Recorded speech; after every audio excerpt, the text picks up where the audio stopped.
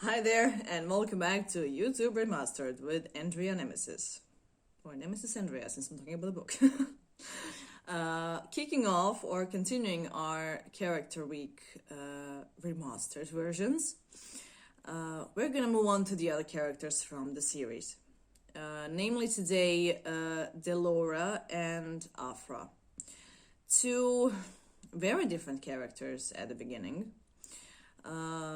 I don't have their pictures here, but you can find them on my Instagram account. So if you want to see how I envisioned that Delora and Afra look, you can go there directly. I'm just gonna start with Delora because there's something specific about her. For starters, she's the only human in the party of undead monsters. Weak, as they all are at the beginning, got herself in a situation through making some seriously bad decisions, making bad moves, and just not thinking things through the right way. Bitter, angry, and in a big part of her personality is this little core of this evil little girl desiring revenge because world has done her wrong, gravely wrong. She doesn't accept that that it was her fault. She kind of has this opinion that the world has done her wrong. She has done nothing wrong. And Nemesis, actually, when I'm talking about the characters, I'm talking about the first book alone, not going through much of further events of the story. The best way to describe Delora would simply be this cunning little evil human girl that manipulates and is smart enough to survive through traveling with vampires and a werewolf, but is not fully aware of the truth of the situation. She wants revenge, yes. Does she know how to get it? Perhaps. She's motivated enough to do it. Certain events happening in the first book simply do push her towards seeking revenge against those that have done her wrong. Yet, she has many times when she simply stumbles, when she simply makes the wrong moves again, when she has to rely on capabilities of others. She's not the best fighter. As much as she tries, Delora, even throughout later books, doesn't grow to be this fierce fighter. She's more a beast. Beast of mind. Does she stay human throughout the whole story? Considering my track record and the fact that I just mentioned that vampires and humans don't get along the best, clearly not. On which side she will go to, the vampire or werewolf, because through her travel she does have a choice of either, will be told in a later book. I plan to publish all 10. So Delora is this fierce human girl scorned by the world. So I can say safely that Afra is pretty much the same, because she also has this heavy, hard, sad background story. But Afra in the beginning is way and lots more fierce and strong in awareness of who she is and what her capabilities are. She's a werewolf. She has her claws, she has her fangs and teeth and jaw and strength and size and simply all the things a werewolf has, and uses it to her extent. She is a fully fledged werewolf female, not scared to shed blood or do some gore. There is gore in this story, so keep in mind when reading it, yes, there is elements of gore as well.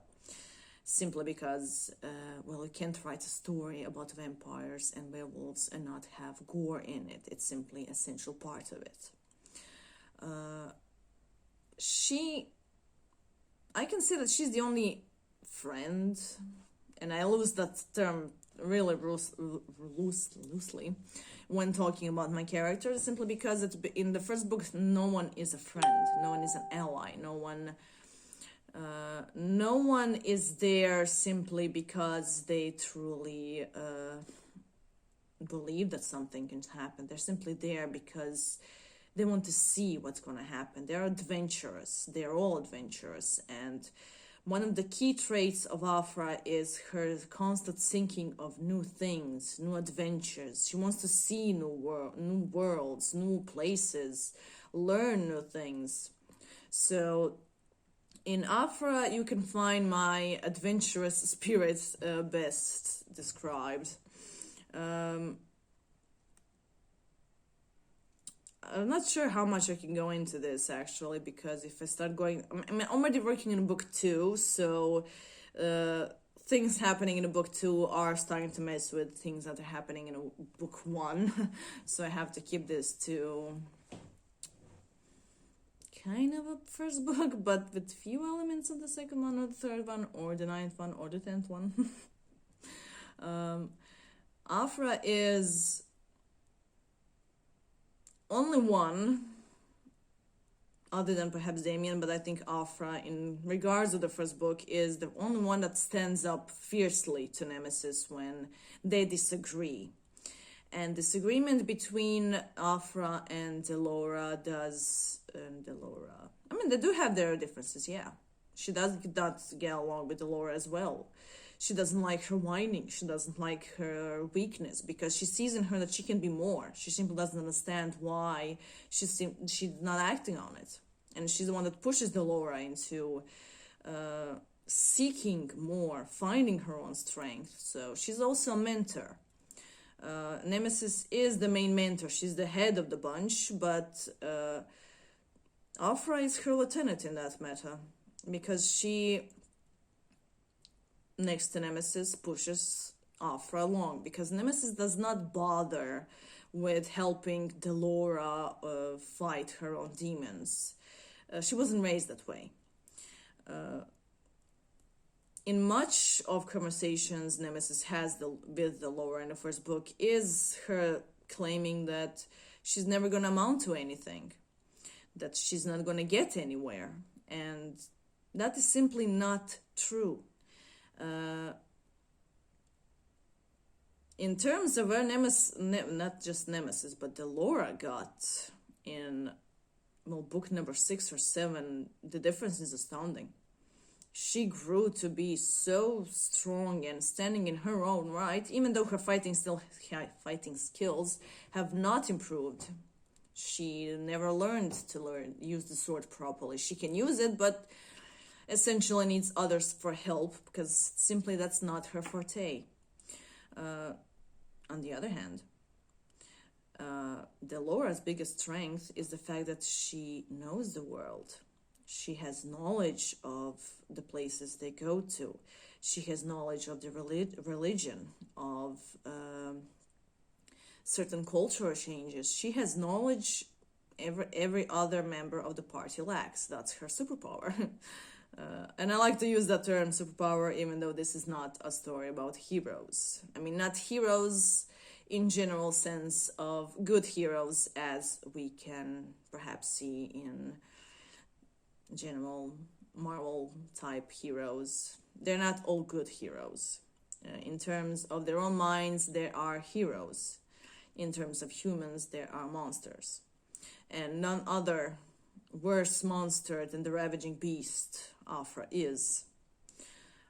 She truly, at certain times when she gets in her element, that's carnage. I mean, that's pure carnage. And just, okay, like I said, it's not a book for kids. It's a book for a bit seriously older public that demands more from their fantasy than simply this trend of teen books and teen vampires and no blood and no gore. And it's a book for someone who seeks more. If you seek more, this is a book for you. You're gonna find a whole bunch of elements you're gonna love in it. But just as a reminder to the end of this video, if you want to learn more about my characters, if you want to learn more about my world, feel free to buy the book by all means. Go to my social media pages and see all the smaller videos I have done about the whole story. And ultimately, our Go Get Funding campaign is up. Links in the description of this video. And it will mean a great deal to me if you could donate so we can elevate this book from my drawer and this USB stick with YouTube, with Scooby-Doo, into your hands as a weapon you can use. And that's why I'm here.